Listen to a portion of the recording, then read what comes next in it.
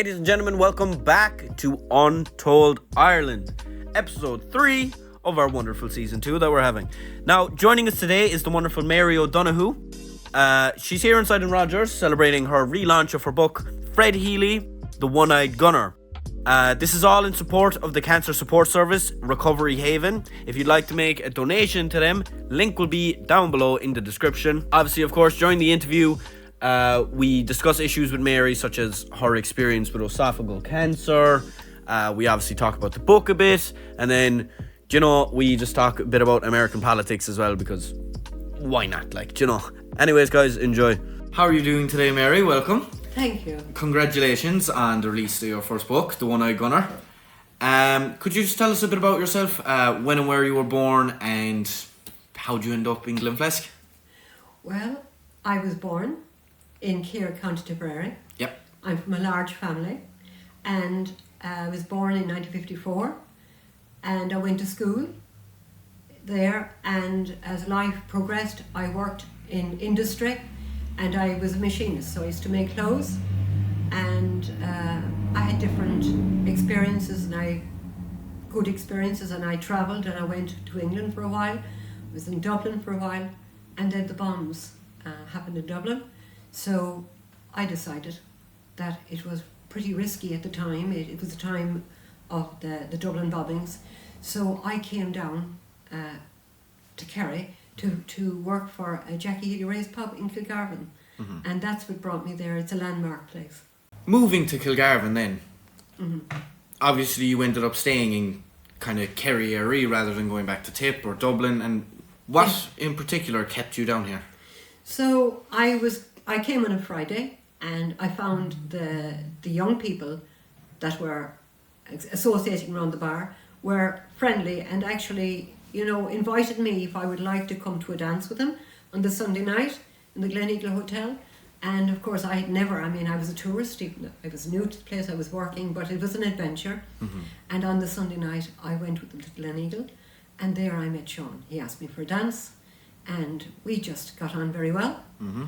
And after a number of weeks or months, 6 weeks or so, the position in Kilgarvan had changed. The lady I was to replace was now remaining in the bar, so I went to work in Kilmare for a while, and I therefore didn't meet Sean for a while. Mm-hmm. And to my surprise, one night he arrived in the bar, and we were going places, and we ended up being married. I came to live in Glenflesk, and we settled down. We had 4 daughters. Mm-hmm. And it's a long way. The song says it's a long way to Tipperary. But when you don't drive and you have 4 young children, it was fairly restricting for me because I'm a town girl. But I enjoyed rearing our 4 daughters, and as time went by and they went through school and they went through college and the nest is empty again, I took an interest in genealogy. Mm-hmm. And that has brought me to where I am at Fred. Mm-hmm. And what can you tell us about Fred now? Just kind of a little summary and or blurb of the book. Okay, so the nationwide programme, I've been recovering from cancer and I need a lot of sleep. And we were by the fire, lovely fire on, nationwide was showing something about Kentar Courthouse. And Fred's graffiti was on the wall. And they knew about the Cork men whose names were on the wall, but they didn't know about Fred Healy, the Glenflesk man. And as I had researched our families, and I knew that some of the local people were very interested, I took an interest myself. So I searched for Fred, but actually Fred's correct name is Humphrey. Mm-hmm. And there were actually 6 of them in Glenflesk. And I went searching in the 1901 census, and as a genealogist, I have an interest in people. Yeah. It's not really about uncovering skeletons in closets. People might think it is, but people's lives I find that people's lives are very inspiring. They were very hardworking, resilient people in times of hardship, and I find that I'm awestruck by many of the people that I have uncovered in the family. So I looked for Fred, and I discovered he was one of 6 orphans The youngest was 5, the oldest was only 17, and as well as being the oldest, this boy had a job. He was a general labourer, and I just wondered how a boy of 17 could go working, labouring all day, and come home and hear the small children fighting, crying, getting hurt, hungry, sick, in pain, crying for mom, crying for dad. So as a parent myself, and as my interest in genealogy, I just took a bond. I just bonded with this family.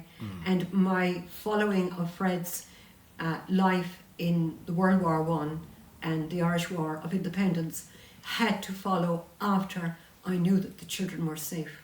So it was my attachment, as I am a mom and they didn't have one. I found in 1911 that it was their aunt who lived in the house next door who reared them, their Auntie Abby, and I was absolutely awestruck by a woman who had reached her 60s, who had been born in 1840 before the famine, who had experienced hardship like we can't imagine, and evictions and poverty, immigration, illness. There was no cure for illness. There were no antibiotics. Yep. And I was awestruck that in her 60s she took her brother's orphan children. As a mother, she looked after them, plus her husband was dead, so she was mother and father to these children. Her own ones had obviously flown the nest or were older, and she would have had assistance from them at some point, I'm sure, and neighbours would have been very considerate to her when they were killing a pig or reaping vegetables in the garden or etc. And they managed, but it was not an easy life. And finally, I've been able to establish that the ones who she reared, the 6 children that survived, lived to be adults and didn't have anything criminal or negative about them. They went on to live responsible lives. And from there on, I was able to follow the World War I story. And well, the recruitment office did throw me. It was in a sweet shop, above a sweet shop, in a small street in Killarney. And I found that it was something that I had very negative opinion on. Very coercive, like. Very. And I just know that the boys in the lanes in Killarney would have been very easy prey for a sweet shop and a shilling. So I later discovered that it was not through the sweet shop that Fred had gone, but he had followed somebody he was very familiar with, so did his brother, and the one they followed was died in the World War I. Fred came home injured and his brother came home, and they came home injured, yes, but hardened war veterans from the first experience of a World War I on a scale that no war had been fought on previously. And he was sent in his recovery to be part of the RDC. See, he had gone out to World War I with the Royal Munster Fusiliers, which was part of Kitchener's 2nd Army, 8th Battalion, and they were trained up specifically as extra to add numbers to the British Army, and they experienced something that nothing could have prepared them from. When he was injured, he was transferred. He was lucky to survive, and he was transferred back to Ireland to the RDC, which was a non-combatant role. It was specifically for soldiers who would not be able to go to the front line, experienced older soldiers from previous wars.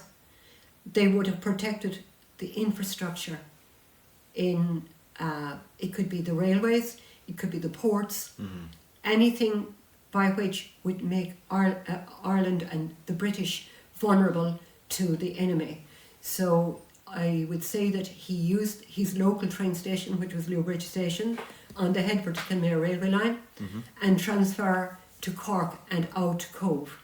And he would have been protecting there. They also were watching prisoners of war or anything else that might hinder England's opportunities.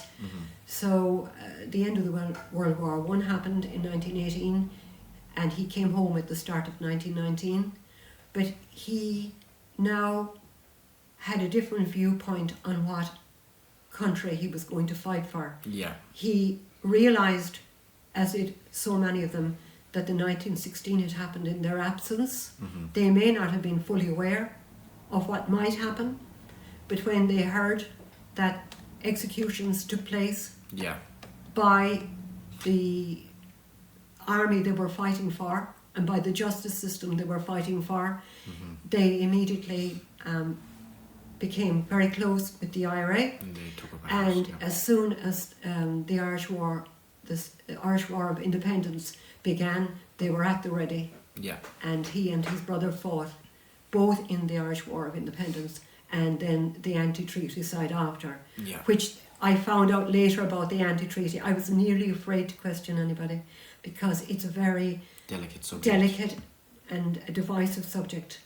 And I felt that his name was now exposed on the wall with the people Mm-hmm. he had fought. He was conscious of what he was fighting for. And it was exposed and it came to our attention on this programme. And yes, I took an interest in it. The one-eye gunner, men love it. They love the macho stuff, the big bravado thing. Yeah.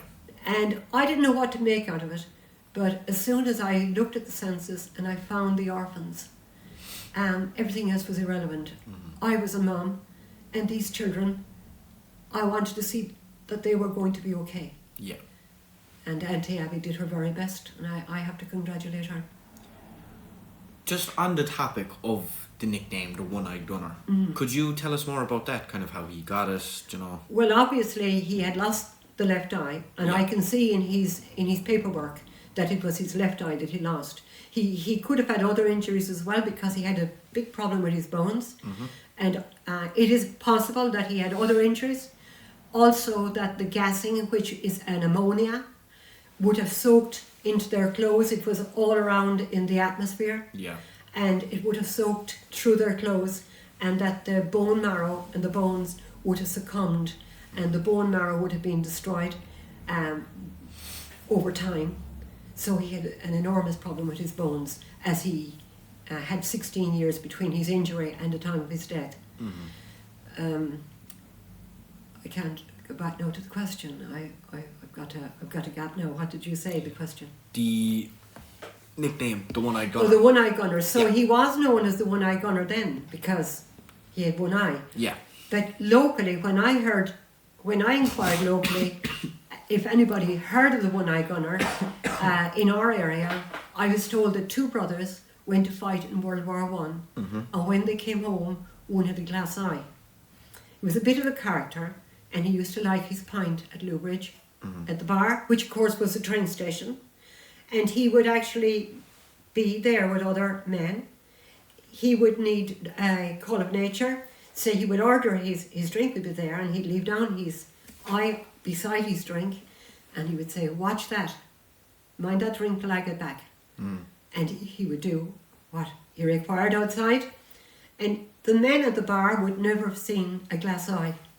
And I think they would not have been any the wiser whether he could really see from outside, Yeah. if the point was being interfered with, or even in today's world, if it was being, people have to mind their drinks from being spiked now. Yeah. But it was to watch his pint, and it made him, in the locality then, he was the one-eye gunner. So the follow-on to that information was that he lived somewhere along the Foyle Road. So I didn't want to run with the story immediately because I didn't know actually was my leg being pulled. I thought maybe somebody was pulling a wise crack on me. Yeah. So I went back to my sister-in-law, who is a retired history teacher, and she's older than me. And I said, "Did you ever hear anybody speaking about the one-eye gunner?" And of course her answer was, everybody heard about the one-eye gunner. Everybody didn't hear about Humphrey Healy or Fred Healy, but they knew about the one-eye gunner. So this was his name at that stage. And this story about him with the pint was well known, but at this stage now we're talking about over 100 years. So generations, so we don't hear about it now, but when it came up, people remembered hearing. And so I felt confident that the man I was looking for in Humphrey Healy lived somewhere along that road. And I began my search. I looked at the census, I found the orphans, and my mother instinct kicked in, because as a genealogist I like to follow what's before a family and have they managed, were they safe, because their children are vulnerable at all times. And I really followed the family first, and from there I was able to get the records of his war, and of course his name had come from the Nationwide on the graffiti. And even though I didn't know everything about that, I didn't want to actually write about it, because I know that the difference between Irish War of Independence and Civil War, and I didn't know his involvement in Civil War, was what broke and can still cause problems if you speak about it. So I just followed him there, and I'm hoping that when Kinturk Courthouse is restored and the graffiti is preserved, and that it becomes a very important part of our national history, that hopefully the IRA will have their stories and will be able to include him as to what he was doing in the prison in the first place. And really, had the plaster not fall off the wall, no one would have known he was there. And I wouldn't be speaking to you now. Yeah. And it's so interesting how things worked out, like that even, almost 100 years later, a small bit of plaster falls off a wall, and then just the butterfly effect. Exactly. Now we're here, like. It is amazing. And when you're interested in genealogy, you come across a lot of fabulous stories about people. I have so many, and although people might consider you're nosy, you're rattling cupboards and getting skeletons out of cupboards, the ones that have come to me so far are the most inspirational, hardworking, resourceful, and people I look up to. And there were people that had nothing, and they all shared nothing equally. So none was better than the others. They were great neighbours. They helped each other. Nobody was entitled to anything. You had to get on with your neighbour. And so I think that they had a wealth that we've lost. Yeah. So I'm very impressed with them. Yeah. If anyone wanted to read the book now, where would they go to read it? The book at the moment is in reprint. So most of what I have already printed is gone. Yeah. And I realise now that there is a bigger appetite for this than I could ever have imagined. The appetite for the actual story, and the fact that I suppose it was a repeat. It came back secondly to Nationwide. Yeah. It was a response to a programme a year ago, and the reactions I've had from around Ireland are amazing. And at this stage now, we have to make it available online. I feel it's beyond what I hope to achieve. Yeah. But for the sake of the Recovery Haven, this would be a great development. So sponsorship to produce the actual book and to make it available, and to find a network of shops, because I've had shops now asking me for it. Since it came on Nationwide, people have sent to me to put the books into them, and I can't give the books. But O'Connor's newsagents in Killarney contacted me from the very beginning to send the books into them. The Kenmare bookshop has made contact with me, but I must get back to them because I need to have books now. Eagle's newsagents in Killarney have sent for me following the Nationwide programme. So when I'll have enough copies, these people hopefully will have it. O'Brien's shop in Glenflesk, which is local to the area, has them. And I'm thinking that these books will go all over.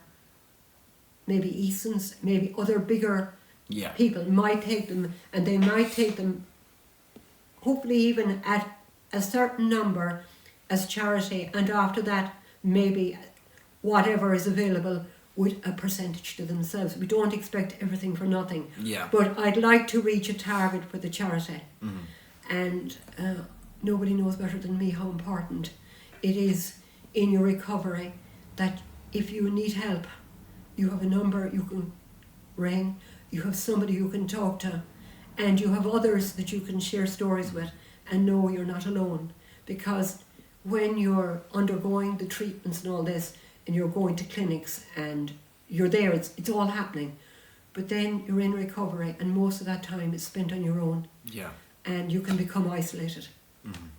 So Recovery Haven is wonderful. Just speaking about cancer, would you be comfortable talking about your own experience with esophageal cancer? No, I am. I'm fine with it, yes. Because although I'm told that the cancer I have, so they take the gene type of the cancer. Yeah. It's said to me in the hospital that it's not a gene. That it's so the only gene that I have that I'm sharing with my father, my brother and my first cousin, myself, as one family, coming from my father's side, is the esophageal cancer, and it's coming from acid reflux. Yeah. And there are so many over-the-counter remedies that you can take for acid reflux, but unless you have that supervised, you need to go for a endoscopy. They put a camera down and they can see if there's any damage done, because the time to follow procedure is before the damage is done. So if you're just taking stuff randomly, you're not keeping an eye on what is really after happening before it turns into a cancer. Yeah. So it's something that really needs to be professionally minded. And anybody who has heartburn or acid reflux or difficulty in swallowing needs to go immediately for help. And they are just amazing. And I'm here, I know it. If they had those problems, the heartburn, the acid reflux, what help would they specifically ask for? Would it just be go to your GP and kind of tell your GP? Well, or I knew that my dad had this when I was a younger woman, when my children were little. Yeah. And my dad was a musician and he liked his drop and he loved his hot whiskey. And we always thought that the hot whiskey was burning him. But my dad always had, he was always taking bread soda. He always had acid problems. So that we were saying hot whiskey is burning him, but in fact it was the acid. Yeah. Because I don't drink, and I certainly wouldn't drink the way my dad would have drank and men of his era, if I was being fully honest about it. And because there were multiple pubs in every village. So they were all busy. Yeah. And you know, it's hard to know when you should start. But if there is a problem with acid reflux, even in the family, and if you experience heartburn, the time to tackle that and to go with your question to the doctor is earlier. And hopefully the doctor will send you for the endoscopy so that we can clear that there's nothing in the way of damage from acid there, and to inform you how to maybe change your diet. Some foods are very acidic and I know I can't eat them, and you just can't doctor yourself. This is one of the most severe cancers you can get. There is another one, I just can't think of it now, but what I was told in relation to my recovery is that I will never be as I was. That my anatomy has been changed for the remainder of my life. It cannot be put back. What's gone cannot be replaced. There is no prosthetic equivalent, like you can have a prosthetic arm, a prosthetic leg. You can have surgery to make yourself, if you were if you lost a breast or whatever. But when it comes to your digestive tract, what's there when it's gone can't be replaced. And you know, it's very hard. You can't be in the doldrums all your life waiting for it to happen. Yeah. No, you have, but if you see it, you have to speak to the doctor. Tell him if there's a family history, and be mindful. Yeah. Yes. What would say now the benefits of the money for the book that you've sold? how would that improve the New Haven? The Recovery Haven provide free service to the people who use it. So they have, if you need acupuncture, relaxation, yoga, someone to talk to, a professional counsellor. If you have a family member and you're coping badly because you can't deal with it. So they not just help the patient, but the patient's family and carers can also avail of their services. I personally found that even though I had VHI cover, which is a help, I had never reclaimed anything from my VHI because I was never sick before. I was never in hospital before, and I never had an operation before. And I was completely, I was so disabled when I came home. So all my VHI bills were coming into me, and it's very expensive. And I would be entitled to a refund on my policy. But I was too disorganised. My husband has enough farm accounts, he just can't handle that, and we're not that computer literate. Even though this is written, I got a lot of help in the writing of it. I have the story, but I needed help, right? But also for the VHI, I needed to collect everything, and I just heard that Recovery Haven have people who do voluntary work, they're accountants, they're people maybe whose husband, brother, sister, parent has had cancer, and they're there to help.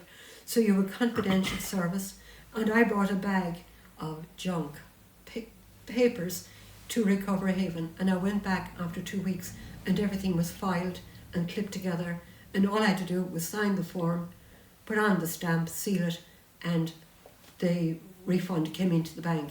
Now that was something we couldn't cope with, and that is an example of the kind of volunteers that they have, and the volunteers have come from a background. For example, I'm here now with this book, and I'm helping Recovery Haven. So I'm a survivor, and at the moment the correct word is I'm in remission. And in remission means that as of now, through whatever tests they can do, they can't find any more cancer relating to the esophageal cancer, but I need to have 5 years of a clear space before they can say I'm clear. So I am in remission, I'm in recovery, but I'm not actually designated clear, and I'm not going to worry about that. I'm not a worrier, because I woke up after my operation. As far as I'm concerned, it's not what I haven't got yet that I'm worried about. It's that I've got over 2 years, nearly 2.5 years now, that I woke up after the operation. To me, that's winning. I've already won 2.5 years that I may not have got. So hopefully my life will continue. And while my life continues, I want to say something which my daughter said to me. Her reaction was, "Mum, since this happened to you, I realise how precious time is. And I am now in my late 40s. This is her speaking to me. And I realise that you can recycle plastic, glass, timber, clothes, and most things. But the only thing you can't recycle is time. Not one moment longer than you get." So from here on in, she wants to make her time count to make the world a better place, to make society a better place, and basically to move on from the bling. And I felt this was a very good actual lesson for me, because I could see where they reacted to what happened to me. And when Fred came into my life, and I was able to do something about it, and I did it at my own pace. But then I had a huge amount of data, and I never made a book before. I didn't know how to do it.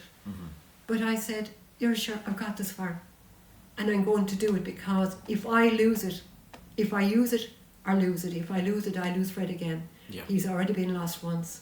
If he's lost twice, don't blame me." So I said, I'm going to make it a book. And that's how Fred is here. Amazing. It is. Just amazing. Like, It is amazing, and it's very genuine. I may ask, Yori, do you feel like you've been through this journey, writing this book and going through everything. Do you feel a personal connection with Fred now? You've known him for years in a way. There are some things that I'm very aware of. First of all, anyway, I was 14 finishing school. I was born in 1954. I've never experienced a war as such. And my life was carefree. I didn't have diplomas or degrees, and most of my equals were the same, so I was no different. But really, once I had found history in other family things, but Fred's history brought me into the World War, and it brought me into the Irish War of Independence, and I had to do a lot of reading. And I thank Fred for educating me, because the education I have just got on the reality of Fred and his equals didn't come to me through school, because I'm 70, so we'd say 55 or 60 years ago, people didn't get into that because it was too close to the time of trouble before. People's parents and grandparents, this would be coming home, but it's 100 years later now, and people are in a different perspective. So I got this, and it educated me. And one of the things that shocked me first was the fact that his father died of acute tonsillitis in 1900. And acute tonsillitis, So treatable nowadays, you don't even think it would cause a death. And I know I read death certificates because I look, I'm doing genealogy for family or whatever, and I realised they knew what all the diseases were. People say they didn't know what people had, but they actually did know what was wrong. they just couldn't cure them. They didn't have the cure. They had no solution. One of the people I found separately in another search was a baby boy born in 1884 with spina bifida. When I found that the baby could be diagnosed with spina bifida in 1884, I said, we think we're smart now, but somebody else invented the wheel. Yeah. And we think we're smart. And they had the metal era, the era of Iron Age, the Bronze Age, the Copper Age. They knew how to get stuff from the earth. I know that if you walk into any town or village now and you ask young people, or even people my age, how do you make copper? How do you do this? How do you do that? Wouldn't have a clue. They wouldn't have a clue, Yeah. because they didn't invent the wheel. And we can all research online now because we have the technology. We can do selfies. Yeah. And we can contact them in Australia the minute a bomb goes off anywhere. The minute somebody is hurt in a shopping mall in Australia, they can send us the news. So we are smart, but when technology, if the Russians decide to break those cables crossing the Atlantic, we are pre-Stone Age again. We're back to the Stone Age because we don't even know how to make metal. Yeah. We don't know how to make tin. We don't know how to make anything. And actually, we don't even know how to grow our vegetables. On the topic of young people and education, growing up, is there any aspect of Ireland that you experienced from a young woman to an adult that you feel is kind of missing from today's society? Say a sense of community or anything like that? Well, you see, it's constantly evolving. For example, I know I was speaking earlier about somebody who immigrated in the 1920s, related to me, somebody going to America, and went on a steam train away from her parents to Cove to stay with friends, strangers, no selfies, no texts, I'm here mom, this is that, what do you think? So all without communication, and got on a steam liner and give 8 days crossing to go through. So we have instant communication now, but people had nothing then. So when they had nothing, they had each other. And of course you'll always have enemies. I mean, if Cain killed Abel, if there's any truth in the matter, and if wars have happened in the past, it's not all love. But in a local community, it's really like an extended family. Yeah.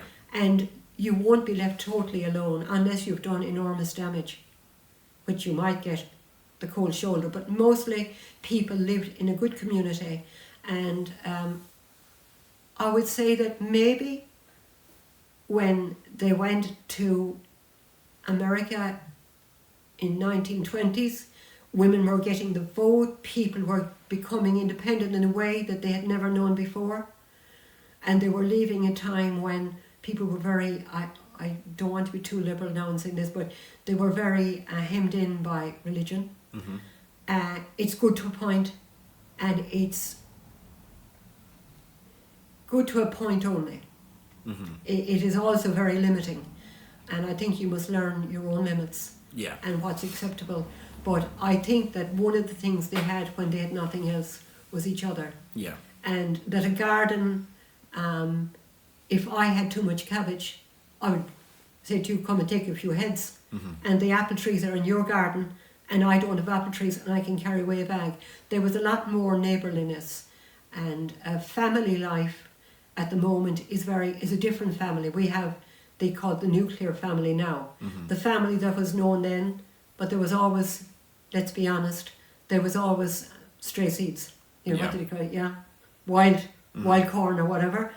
But basically, the family was based on a home with mom, dad, nana, granda, big brothers, etc. And as many children as possible. Now, Yeah. you have your mom, your dad, your stepmother, your stepfather, and you're still one family. Mm-hmm.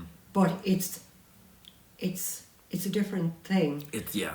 And I think personally, that the crime shootings in schools in places like America, I think that they lack home life so badly. Mm-hmm. That there is no sense of loyalty Yeah.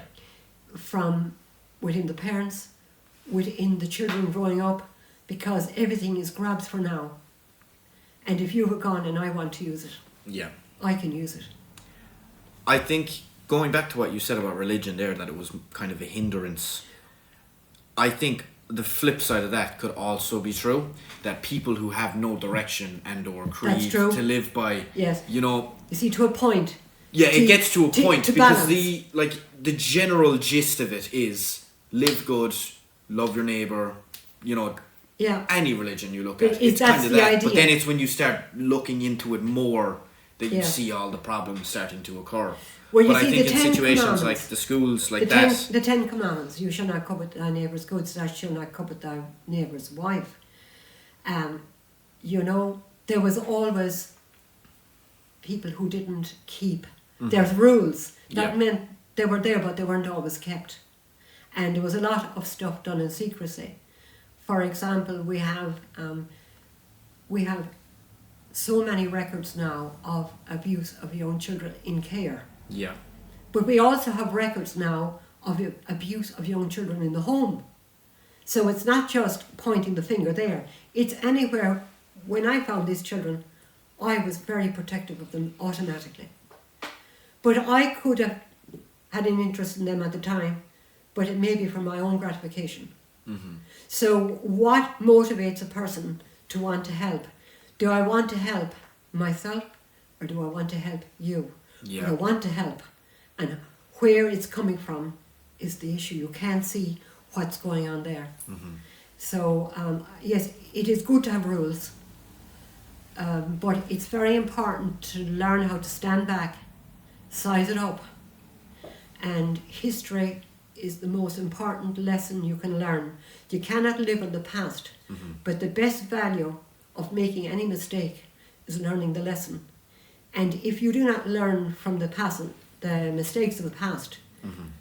we know now we can go on our phone and our phone will even talk to us now if we can't read it. Yeah. It can tell us what we want to know in a few words, but it is very important not to forget the past. It's not to carry badness forward. But when you're aware of what's on the horizon, you can avoid it Mm-hmm. or go for it. Yeah. So, in my opinion, learning history and being aware of the past, whether it's in the family, in the parish, in the country, in the continent, in the world, or maybe in the universe, it's very important to be able to access knowledge, reliable knowledge, so that when you see trouble, because it's repeating itself, you can steer clear. And spot it as well, isn't And it? in relation to Fred, my lesson is that one of the most important things is they fought for our freedom. We did get whatever way it was agreed. And I know that in 1937 or so, Eamon de Valera declared it a republic. The British Navy were no longer in charge of the Port of Cork, etc., all that. But this began, it didn't happen overnight. And these brave people went out there and fought. In today's world, they would not be called freedom fighters. They would not be called national heroes. They would be called, we are all afraid of them, they would be called terrorists. Yeah. But the reason why we are neutral today is because our terrorists got us out of the Great British Empire before World War II. Yeah. So our terrorists did us a great favour. And one of the most frightening things that has come out of Fred, to me, is not the past. It's the impending future and the risk of our neutrality being lost, because our neutrality is what's going to keep you and everybody belonging to you that you know, to be free to be soldiers of UN peacekeepers. UN peacekeeper is a very important soldier. He is not a soldier of war. He is a broker of peace. He knows his history. He's been trained in psychology. He knows where it's all coming from. And he has the horizon in view. He's aware.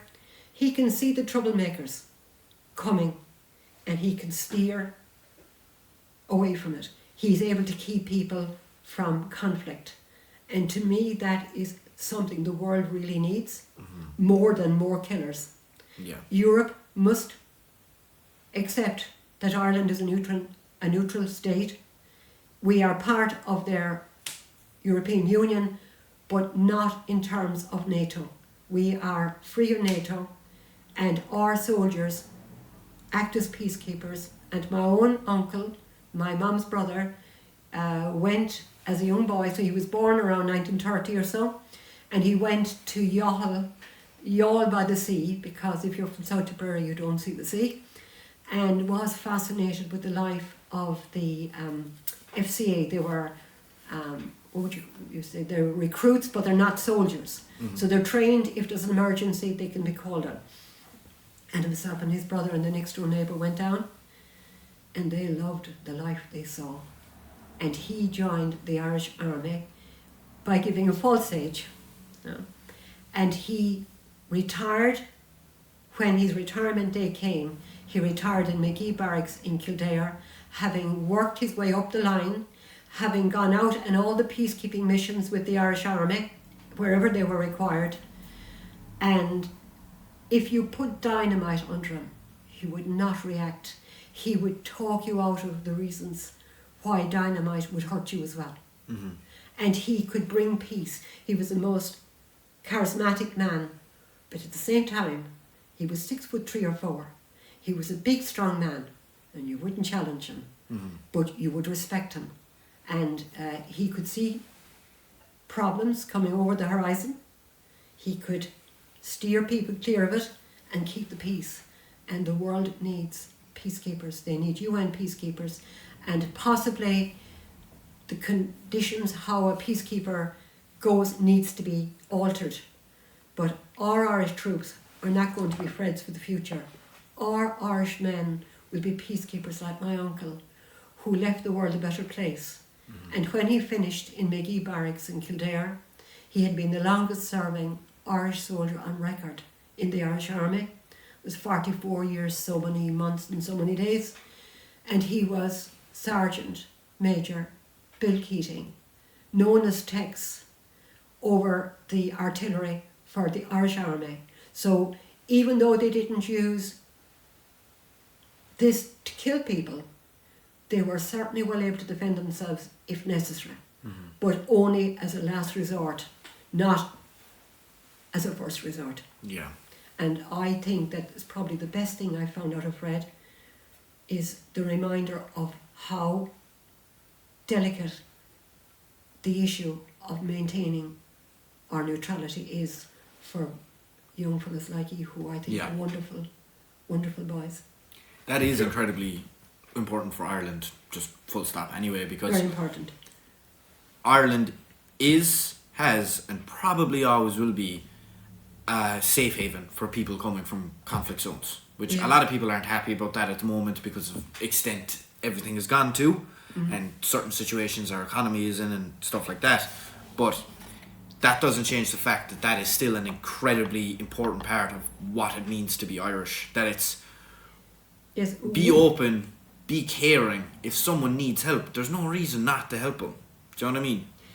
You see, the thing is, everything needs balance. Yeah, that's the big thing. There is nothing will work without balance. I mean, every day has a certain number of black hours of night, certain amount of sun hours. It changes with the seasons. So the balance of nature and everything that we do really needs to be done on balance. And I've known my uncle, he's dead now in a few years, but he could certainly handle a troublemaker. Yeah. Physically he was strong enough and he knew how to handle him, but he knew psychologically how to come around him rather than aggression. So he was trained, and I know the value of UN peacekeepers. I do know that it was in the Lebanon, is it there, the Shamrock Irish station there, they tried their best. When I say they now, I'm talking about Israel, really, isn't it? They tried their best to uproot them so that they could go in. These are trained. These are highly trained. They went down into their bunkers, and the world was watching because it's a UN mission. Yeah. Not a NATO. It's a UN mission, and we need to keep our UN status. And we can't do this if we're NATO. So, didn't Fred educate me? Yeah. He educated me, yeah. What a teacher. So what I would like to add to it is, at the moment, the issue of immigrants coming in, and are they fleeing war? Are they trying to make a better life? It's the issue of balance that you brought up there. Yes. It's unbalanced. Our doctors, my optician is from, he's an African, he's Congo, I can't remember where, Congo. Belgium, yeah, Congo. He's an absolute gentleman. They suffered. Africa was divided up by Europe. The gentlemen of Europe, who knew all about mining and all these kind of things, they went in there and they appeased the chieftains and the what have you. They kept down anybody, they kept the people poor. They took all the gold and the gold mines and the diamond mines, and they basically robbed the country. It's kind of so similar to when the English originally came over to Ireland. Exactly. But this is it. I mean, the Vikings came to Ireland, then they went to France, then they came back and they took England. So this is going on. It's as old as the planet, really. It's as old as if you will look into a field and you put in one or two new animals, the other animals will chase it around until they get their pecking order, and this is nature. But there's benefits in war. The benefits in war is the rebuild. So if you're a property developer, a billionaire property developer, if you give the weaponry that will destroy buildings and even populations, and you can go in and rebuild it up, you can future develop for yourself. So you're exploiting. You're exploiting, and war is not about I don't agree with what you're doing there now. War is about what have you got. One shall not covet thy neighbour's goods, one shall not covet thy neighbour's wives. So the goods is that you have the gold and you have the diamonds, and I want it actually.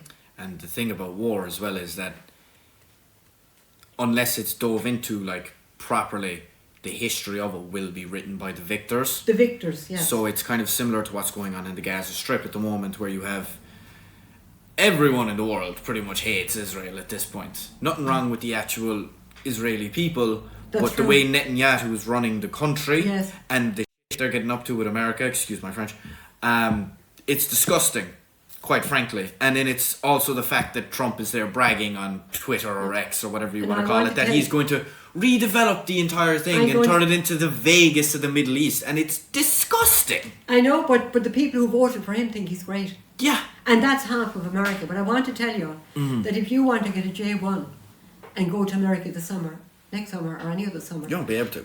you won't be left in after saying that. Because you're anti-American.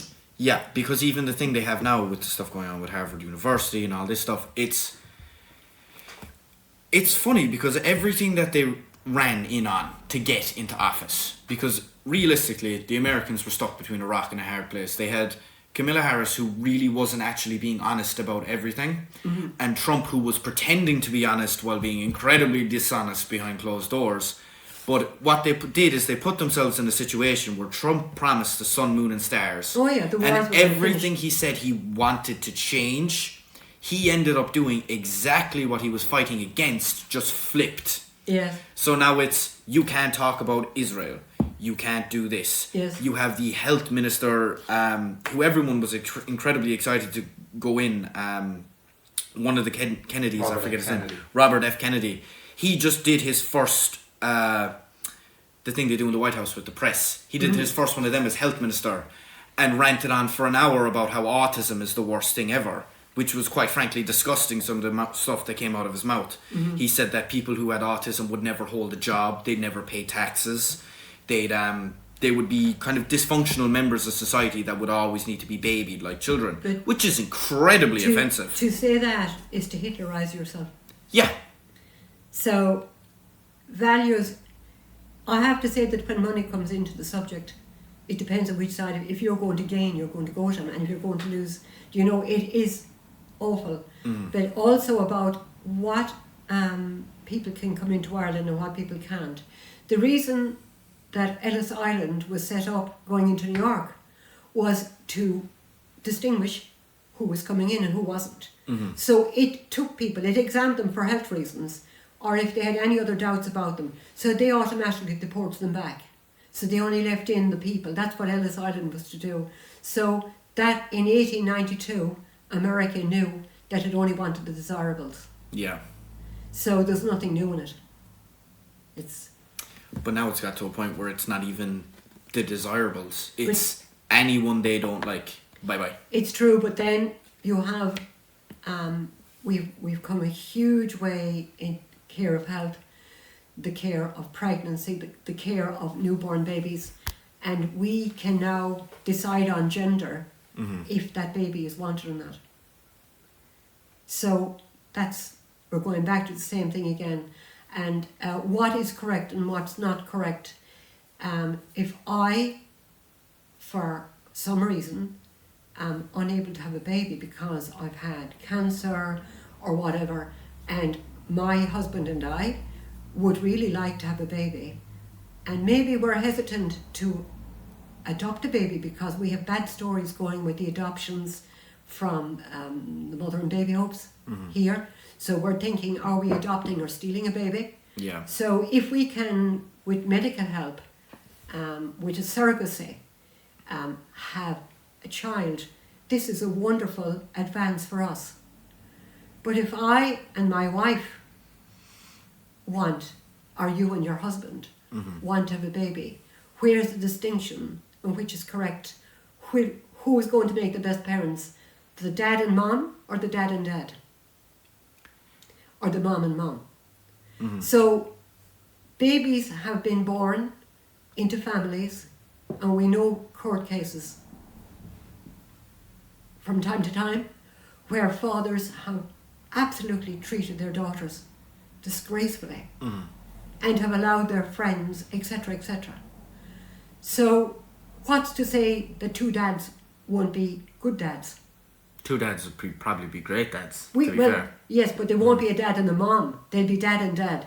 But the thing is, will the child be safe with them? So we have to say, so I'm having a baby now, and I kept a Ukrainian woman in my house, a lovely woman, but could not understand people having more than 2 children. Because of course they all live in very small apartments. Yeah. So when baby number 3 is coming, it's automatically terminated. It's the normal thing. Because you have a small apartment. Yeah. And you can only provide what you can provide. To have more children is considered very selfish. So when... It's almost like a cultural version but you see, of the forced thing that the Chinese do. When it's okay for people at the political top to say a certain condition is not viable, and that these people or whatever are going to be heavy on society or whatever, it's no different than a doctor terminating a baby because it's number 3, or because we have found there's something wrong. And there are parents who make good parents, whether they're both male, both female, or male and female. But nature gives an X and Y, and I personally feel that X and Y compatibility is the norm. But we have achieved, we can prevent people from dying from acute tonsillitis, and we can make a dad of 2 men. So, like, things are nearly gone beyond us. Yeah. And yet, in 100 years' time, if they haven't blown up the planet and the whole thing, they will look at this conversation that we're having as very backward. Yeah. Yeah. I kind of feel as though we've taken enough of your time now. Yeah. So, I mean, it's been very giving. Ladies and gentlemen, thank you very much for watching to the end of the video. I had a great time talking to Mary. You know how it is. As always, guys, links to all the rest of our social media will be down below in the description. You know the drill: Facebook, Instagram, TikTok. There's a link tree down there with links to all of them. Of course, our Patreon as well. I feel like I forget to mention that these days.